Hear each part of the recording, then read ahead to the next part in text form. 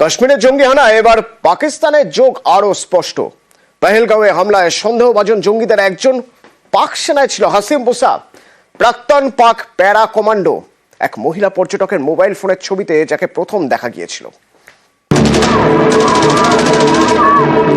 রক্তাক্ত ভূস্বর্গ, কাশ্মীরে জঙ্গি হানায় ২৬ জন নিরীহ নাগরিকের মৃত্যু।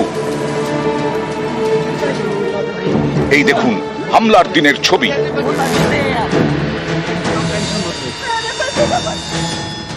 এই হামলায় জড়িত সন্দেহভাজন জঙ্গি।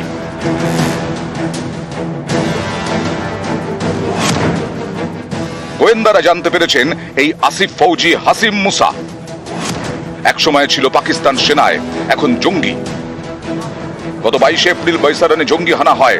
বেছে বেছে পর্যটকদের গুলি করে মারে জঙ্গিরা। এক প্রত্যক্ষদর্শী মোবাইল ফোনে জঙ্গির ছবি মেলে। ২৪ এপ্রিল সেই খবর দেখানো হয় নিউজ 18 বাংলায়। জানা যায় সেই জঙ্গির নাম আসিফ ফৌজি। তার স্কেচও প্রকাশ করে জম্মু কাশ্মীর পুলিশ। पहलगाम पहुंचे, पहलगाम में खच्चर वगैरह वालों से बात हुई। हम लोग नीचे से गए कश्मीरी वैली तक, बैसराना से 500 मीटर पहले हम वहां तक गए। तो वहां पे हम लोगों की बात हुई। एक आदमी था, उसकी सेविंग थी, जो अभी स्क्रैच जिसका जारी हुआ है उसको हम पहचान रहे हैं। वो दोनों बीच में हमको मिले, हम लोगों को लगा वो खच्चर वाले हैं। গোয়েন্দারা জানতে পেরেছেন এই আসিফ ফৌজি আসলে হাসিম মুসা, পাকিস্তানের প্রাক্তন প্যারা কমান্ডো। পাক সেনাবাহিনীতেই সে প্রশিক্ষণ পায়। এখন নাশকতা চালায় লস্করের হয়ে। এবছরের শুরুতে সোনমার্গে টানেল অ্যাটাকে মাস্টার মাইন্ড এই হাসিম মুসা। এর আগেও একাধিক জঙ্গি হামলায় সে জড়িত। পাকিস্তান কোনোদিন স্বীকার করেছে কিছু, সুতরাং কেন এই মিথ্যা আশায় আমরা বসে থাকবো? We have got enough documents. Pakistan is deeply involved. এই জন্য বলছি যে বরফ গলতে আরম্ভ করেছে। আরো লোক এখন এই পরিস্থিতিতে পাকিস্তান চেষ্টা করবে তাদের পুশ করতে বিভিন্ন পয়েন্ট থেকে। নিউজ 18 বাংলা। চাপে স্বীকারোক্তি। পাকিস্তানের পেহেলগাঁও হামলার দায় স্বীকার করেছিল টিআরএফ। এবার লস্করের ছায়া সংগঠন দ্য রেজিস্ট্যান্স ফ্রন্ট, এই রেজিস্ট্যান্স ফ্রন্টকে আড়ালের চেষ্টা করছে পাকিস্তান। হামলায় টিআরএফ এর ভূমিকার নিন্দা করে রাষ্ট্রসংঘ। রাষ্ট্রসংঘের বিবৃতি থেকে টিআরএফ এর নাম বাদের চেষ্টা পাক বিদেশ মন্ত্রীর। পাকিস্তান ন্যাশনাল অ্যাসেম্বলিতে বিবৃতি মন্ত্রীর। রাষ্ট্রসংঘের নিন্দা থেকে টিআরএফ এর নাম কাটতে সক্রিয় পাকিস্তান। जम्मू एंड कश्मीर में एक फोरम बना जिसका नाम है द रेजिस्टेंस फोरम, और उस पे उसको कंडेम किया गया, उसको जिम्मेदार ठहराया गया उस प्रेस रिलीज में। तो मुझे आई, मैंने देखा, मैंने कहा ये एक्सेप्टेबल नहीं। पहलगाम के साथ आपको लिखना पड़ेगा जम्मू एंड कश्मीर। मैंने कहा यहां हमें एविडेंस दिखाएं कि ये द रेजिस्टेंस फोरम ने, द टीआरएफ ने किया है। But please, you have to put in Jammu and Kashmir and have to delete this TRF। कि हमने वो दोनों चीजें अमेंड करके वो प्रेस रिलीज तो जारी हुई और पाकिस्तान के मौक़िफ़ को तस्लीम किया गया।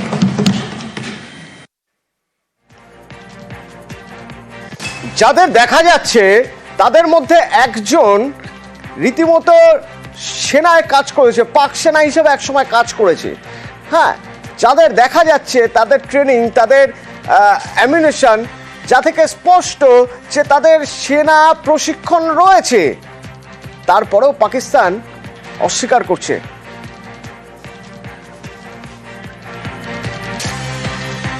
আমার সঙ্গে সরাসরি রয়েছে গ্রাউন্ড জিরো থেকে, পেহেলগাম থেকে মৈত্রী। একবার কথা বলবো মৈত্রী, এলাকার মানুষ তারা এখন বেশ কিছুটা টেনশনে, মন খারাপ তো বটেই, তার কারণ টুরিস্ট আসা প্রায় বন্ধ হয়ে গিয়েছে। কিন্তু এই যে টিআরএফ এর প্রসঙ্গ উঠছে বারবার, এই টিআরএফ সম্পর্কে আমাদের গোয়েন্দাদের কাছে কি এখনো পর্যন্ত ইনপুট রয়েছে?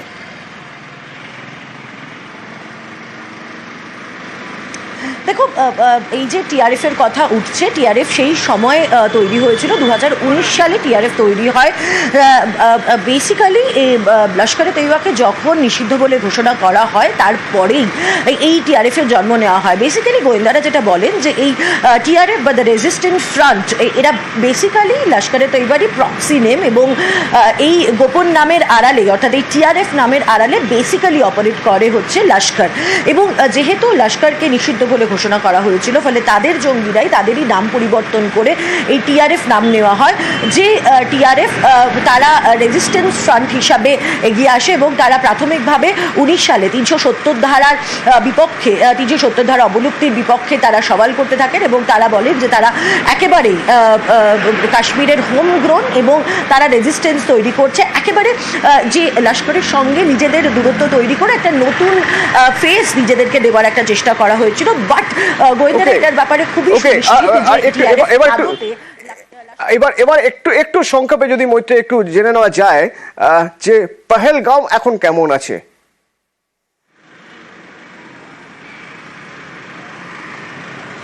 দেখো, যদি পেহেলগাঁওয়ের কথা বলা হয়, পেহেলগাঁও এখনও কিন্তু স্বাভাবিক ছন্দে ফেরেনি এবং এই স্বাভাবিক ছন্দে ফিরতে আরও কতটা সময় লাগবে সেটা পেহেলগাঁওয়ের মানুষও জানে না এবং সিকিউরিটি ফোর্সেসরাও জানে না। তার কারণ এমন ডেডলি অ্যাটাক পর্যটকদের ওপর ভূস্বর্গের মাটিতে আর কখনো হয়নি, এবং সেই ডেডলি অ্যাটাকের যে ছায়া এবং তার সঙ্গে সঙ্গে কিছুটা হলেও অবিশ্বাসও কিন্তু বাড়তে শুরু করেছে। তার কারণ গতকালই আমরা কথা বলছিলাম বারবার করে যে এই জঙ্গিরা তারা অন্ততপক্ষে এখনো পর্যন্ত যা প্রমাণ পাওয়া গেছে যে 18 থেকে 18, 19, 20, 21 এবং 22 পর্যন্ত এই 5 দিন অন্ততপক্ষে এই অবিশ্বাসের জায়গা।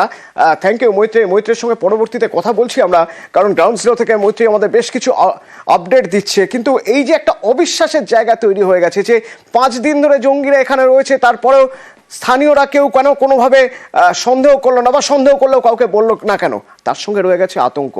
যদিও এর মাঝে বেশ কিছু পর্যটক পেহেলগাঁওয়ে গিয়েছেন, ভয়কে জয় করে অনেকে গিয়েছেন এ রাজ্য থেকেও। রক্তাক্ত ভূস্বর্গ কাশ্মীরের পেহেলগাঁওয়ে বেছে বেছে পর্যটকদের গুলি। গত 22 এপ্রিল কাশ্মীরে জঙ্গি হানা। বৈশারণ উপত্যকায় জঙ্গিদের তাণ্ডবে 26 জনের প্রাণ যায়। এই ছবি দেখে শিউরে উঠেছিল গোটা দেশ। মঙ্গলবার সেই ঘটনার 1 সপ্তাহ, এখনো থমথমে পেহেলগাঁও। পেহেলগাঁওয়ের নৃশংস হত্যালীলার 1 সপ্তাহ পেরোলো। 1 সপ্তাহ বাদে কেমন আছে পেহেলগাঁও তাই দেখতে নিউজ 18 বাংলায় এসে পৌঁছেছে পেহেলগাঁওয়ের মেন শহরে। ধীরে ধীরে স্বাভাবিক হওয়ার চেষ্টা করছে, কিন্তু এখনো দোকানপাট বন্ধ, সে অর্থে টুরিস্ট হাতে গোনা। অত্যন্ত দগদগে এই পেহেলগাঁওয়ে। শুনশান পেহেলগাঁওয়ে আতঙ্কের ছবিটা স্পষ্ট। চারপাশ শুনশান, বাহিনীর কড়া নজরদারি। এরই মাঝে বেশ কিছু পর্যটক গিয়েছেন পেহেলগাঁওয়ে, পশ্চিমবঙ্গ থেকেও অনেকে গিয়েছেন। এই মানুষের যে দল এবং তাদের যে মনের জোর, সেটাই কিন্তু বুঝিয়ে দিচ্ছে জঙ্গিদের জিততে দিলে হবে না, তাদেরকে হারাতে হবে। এবং সেই জন্যই বাঙালি পর্যটকরা মনের জোর নিয়ে ছুটে এসেছেন পেহেলগাঁওয়ের এই নৈসর্গিক শোভা অনুভব করতে। আমরা জঙ্গিদেরকে হারাতেই আসছি, আমরা ভয় পাবো না। কেন ভয় পাবো? যেখানে নেতাজি সুভাষচন্দ্র বসু আছেন, ক্ষুদিরাম বসু আছেন, সেখানে আমাদের ভয় কিসে? ভয় একটু লাগছে, কিন্তু তাও দেখার তো ইচ্ছে রয়েছেই। বৈশরণে জঙ্গি হানায় প্রাণ হারান পশ্চিমবঙ্গের 3 জন। নিহতদের মধ্যে একজন বৈষ্ণবঘাটার বিতান অধিকারী। তার কয়েকজন পরিচিত এখন পেহেলগাঁওয়ে। দুর্গাপুর থেকে কাশ্মীরে গিয়েছেন সস্ত্রীক স্বপন মুখোপাধ্যায়। 22 তারিখ বেসারানে হামলার ঘটনায় বাংলা থেকে নিহত বিতান অধিকারীকে তারা ব্যক্তিগতভাবে চিনতেন। বিতানের দাদা আমাদের হোয়াটসঅ্যাপ গ্রুপে ছিলেন, তো সেই হিসাবে আমার পরিচিত। আমাদের 23 তারিখের সন্ধ্যের দিকে ট্রেন ছিল রাজধানী, শিয়ালদা রাজধানী। ঘটনা তো হয়েই গেছে, এটা তো আর ফিরে আসবে না। আমরা যদি না আসি তাহলে তো আর কেউ আসবে না, সেই হিসাবে আসা আমাদের। আমরা যদি না আসি তাহলে পরে যারা আসছে বা আসবে তারা তো মনে বল পাবে না। আমাদের নিজেদের কাশ্মীরকে কি করে ছেড়ে দেওয়া যায় এইভাবে? বেছে বেছে পর্যটকদের খুন। তারপর 7 দিন কেটে গিয়েছে। কাশ্মীর জুড়ে এখন কড়া নিরাপত্তা। এরই মাঝে পেহেলগাঁওয়ের লিডার নদীর পাড়ে বাঙালি পর্যটকরা ভয়কে জয় করেই পশ্চিমবঙ্গ থেকে পেহেলগাঁওয়ে। এক্সাইটেড কেমন লাগছে হ্যাঁ, পেহেলগাঁও প্রচুর থেকে? এক্সাইটেড, দারুণ একদম পেহেলগাঁও। আসার পর খুব ভালোই লাগছে, তবে না আসলে মনটা খারাপ হয়ে যেত। কাশ্মীর জুড়ে নিরাপত্তার বজ্র আঁটুনি, 48টি পর্যটন কেন্দ্রে ঢোকা বারণ। মোট 48টি জায়গা, যার মধ্যে মিল্কস্টোন, কোকরনাগ, দাকসুম, সিনথান টপ, বগস ভ্যালি, এই সমস্ত জায়গার এই 48টি টুরিস্ট স্পট আপাতত বন্ধ রাখার সিদ্ধান্ত নিয়েছেন। পেহেলগাঁও থেকে ক্যামেরা পার্সন আপু পাঠকের সঙ্গে মৈত্রী ভট্টাচার্য, নিউজ 18 বাংলা।